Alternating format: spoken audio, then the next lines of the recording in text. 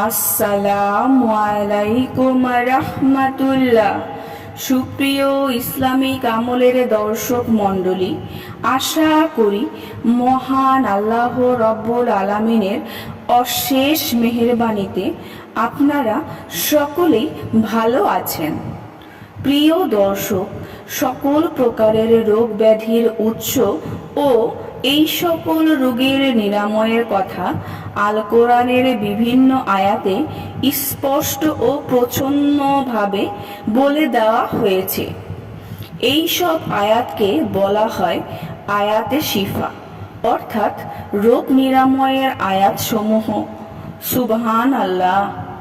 এর মধ্যে সূরাতুল ফাতিহার কার্যকারিতার কারণে এর একটি আলাদা নামকরণ করা হয়েছে, আর তা হচ্ছে সূরাতুল শিফা। সূরাতুল শিফা বলতে সূরাতুল ফাতিহাকে বোঝানো হয়। আল্লাহু আকবার। যাই হোক প্রিয় দর্শক, আজকে আমরা সূরাতুল ফাতিহার সাথে সূরাতুল ইখলাস এবং আয়াতুল কুরসির সমন্বয়ে একটি বিশেষ আমলের পদ্ধতির কথা আপনাদেরকে জানাবো, যে আমলে আপনারা যে যে উপকারিতাগুলো পাবেন তা সংক্ষেপে বলে রাখছি।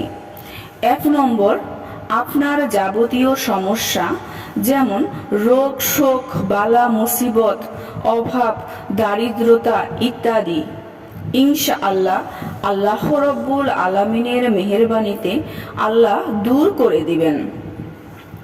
2 নম্বরে হচ্ছে আপনার ঘুমের মধ্যে কোনো খারাপ স্বপ্ন আসবে না বা ভয়ানক কোনো স্বপ্ন দেখবেন না। যে স্বপ্ন আপনার কাছে আপত্তিকর মনে হয় সে সব কটির হাত থেকে আল্লাহ আপনাকে রক্ষা করবেন ইনশাআল্লাহ। 3 নম্বর হচ্ছে ঘুমের মধ্যে তাদের প্রায় সময় বোবায় ধরে, তাদের এই সমস্যা থেকে পরিপূর্ণ মুক্ত হয়ে যাবেন ইনশাআল্লাহ। বোবায় ধরার মানে হচ্ছে হঠাৎ করে ঘুমের মধ্যে এমন ধরনের ভয়ানক স্বপ্নের উদ্রেক হওয়া যে আপনি চাইলেও স্বপ্নের ঘোর থেকে কেটে উঠতে পারছেন না, হাত পা নাড়াতে পারছেন না।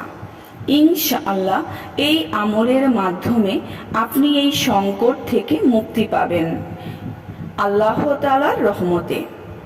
যাদের অস্বাভাবিক স্বপ্নদোষ হয় তাদের এই সমস্যার সমাধান হবে ইনশাআল্লাহ। 5 নম্বর হচ্ছে নিয়মিত ঘুমের আগে এই আমলটি করলে দুশ্চিন্তা থাকবে না এবং বিপদ আপদ কম আসবে ইনশাআল্লাহ। 6 নম্বর হচ্ছে সকালে ঘর থেকে বাহির হওয়ার আগে পরিবারের সদস্যদের এটি পরে ফু দিয়ে বের হলে আল্লাহ তাআলা বিপদ আপদ বালা মুসিবত আসমানি বালা জামিনী বালা যে কোনো প্রকার মুসিবত থেকে পরিবারকে হেফাজত করবে। 7 নম্বর হচ্ছে আল্লাহ শয়তান থেকে হেফাজতে রাখবেন, দরিদ্রতা কমে যাবে, মনের আশা পূরণ হবে, মনের সকল জায়েজ ইচ্ছা পূরণ হবে ইনশাআল্লাহ। নিয়মিত এটি পরে বাচ্চাদের বুকে ফু দিলে বদ জিনেরা বাচ্চাদের ভয় দেখাতে পারবে না। বাচ্চারা হঠাৎ হঠাৎ চিৎকার দিয়ে ওঠার সমস্যা সমাধান হয়ে যাবে। গর্ভবতী মহিলারা ঘুমানোর আগে এবং ঘুম থেকে ওঠার পর নিয়মিত এটি পরে পেটে ফু দিবেন ইনশাআল্লাহ। আল্লাহ রব্বুল আলামিনের অশেষ মেহেরবানিতে গর্ভের সন্তানকে আল্লাহ হেফাজতে রাখবেন। নিঃসন্দেহে আল্লাহ অনেক দয়াশীল। এছাড়াও মা বোনদের যে কোনো ধরনের অপবিত্রতা এবং শারীরিক সংকটে আল্লাহ রব্বুল আলামিনের অশেষ মেহেরবানিতে এই দোয়ার মাধ্যমে আমল করে ফু দিলে আল্লাহ তাআলা কষ্ট কমিয়ে দিবেন এবং আল্লাহ আমলকারীদের জন্য জান্নাতে একটি প্রাসাদ তৈরি করবেন। সুবহান আল্লাহ। রাসূলুল্লাহ সাল্লাল্লাহু আলাইহি ওয়াসাল্লাম বলেছেন, যে ব্যক্তি শুধুমাত্র সূরাতুল ইখলাস 10 বার পড়বে, আল্লাহ তার জন্য জান্নাতে একটি প্রাসাদ তৈরি করবেন। সহিহুল জামে সাগির 6472 নম্বর হাদিস। এছাড়া তিনি আরও বলেন, সেই সত্তার কসম যার হাতে আমার জীবন, এই সূরা সমগ্র কোরআন অর্থাৎ সূরাতুল ইখলাস সমগ্র কোরআনের 1/3 সমান। সুবহান আল্লাহ।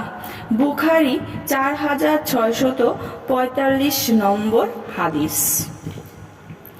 নবী করিম সাল্লাল্লাহু আলাইহি ওয়াসাল্লাম প্রত্যেক রাতে যখন ঘুমাবার জন্য শয্যা গ্রহণ করতেন, তখন 2 হাতের চ্যাটো একত্র জমা করতেন এবং তাতে 3 কুল পরে ফু দিতেন। তারপর তার দ্বারা দেহের উপর যত দূর সম্ভব বোলাতেন। মাথা, চেহারা ও দেহের সামনের অংশ থেকে শুরু করে এরূপ তিনি 3 বার করতেন। বুখারী 4439 নম্বর হাদিস। এছাড়াও কোরআন মাজিদের সর্বশ্রেষ্ঠ আয়াত আয়াতুল কুরসি, যার ফজিলত এত যে রাসূল সাল্লাল্লাহু আলাইহি ওয়াসাল্লাম বলেছেন, প্রত্যেক ফরজ নামাজের পর এই আয়াত পাঠ করলে মৃত্যু ছাড়া জান্নাতে যাওয়ার পথে পাঠকারীর জন্য আর কোনো বাধা থাকে না। সহিহুল জামে 5 নম্বর খণ্ডের 339 নম্বর হাদিস। হযরত আবু হুরায়রা রাদিয়াল্লাহু আনহু বলেন, হযরত রাসূলুল্লাহ সাল্লাল্লাহু আলাইহি সাল্লাম বলেছেন, সূরা বাকারার মধ্যে এমন একটি আয়াত রয়েছে যে আয়াতটি পুরো কোরআনের নেতা স্বরূপ, তার পরে ঘরে প্রবেশ করলে শয়তান বের হয়ে যায়। তা হলো আয়াতুল কুরসি। সহিহা 972 নম্বর হাদিস। রাসূলুল্লাহ সাল্লাল্লাহু আলাইহি ওয়াসাল্লাম বলেন, এই সূরা ফাতিহা কোরআনের সর্বাধিক মর্যাদাপূর্ণ সূরা। তাওরাত, জাবুর, ইনজিল, কোরআন কোনো কিতাবে এই সূরার তুলনীয় কোনো সূরা নেই। বুখারী মেশকাত 2142 নম্বর হাদিস। হযরত রাসূল করিম সাল্লাল্লাহু আলাইহি ওয়াসাল্লাম কসম করে বলেন, যার হাতে আমার জীবন মরণ, আমি তার শপথ করে বলছি, সূরা আল ফাতিহার দৃষ্টান্ত তাওরাত, জাবুর, ইনজিল প্রভৃতি অন্য কোনো আসমানি কিতাবে তা নেই। এমনকি পবিত্র কোরআনেও এর দ্বিতীয় সমতুল্য কোনো আয়াতের সূরা নেই। সুবহান আল্লাহ। ইমাম তিরমিজিও আবু হুরায়রা রাদিয়াল্লাহু আনহু থেকে বর্ণনা করেছেন যে হুজুর সাল্লাল্লাহু আলাইহি ওয়াসাল্লাম আরও বলেছেন যে সূরাতুল ফাতিহা প্রত্যেক রোগের ওষুধ বিশেষ। যাই হোক, প্রিয় দর্শক মণ্ডলী, আমরা আপনাদের কাঙ্ক্ষিত আমলটি সম্পর্কে এবার জানাবো। তা হচ্ছে, ঘুমানোর সময় পাক পবিত্র বিছানায় শুয়ে অজুর সাথে ডান হাত বুকের উপর রেখে 11 বার দুরুদে ইব্রাহিম পড়ে 3 বার সূরাতুল ফাতিহা, 3 বার সূরাতুল ইখলাস এবং 3 বার আয়াতুল কুরসি পড়ে পুনরায় আবার আগের মতো 11 বার দুরুদে ইব্রাহিম পড়ে বুকের মধ্যখানে 3 বার ফু দিবেন।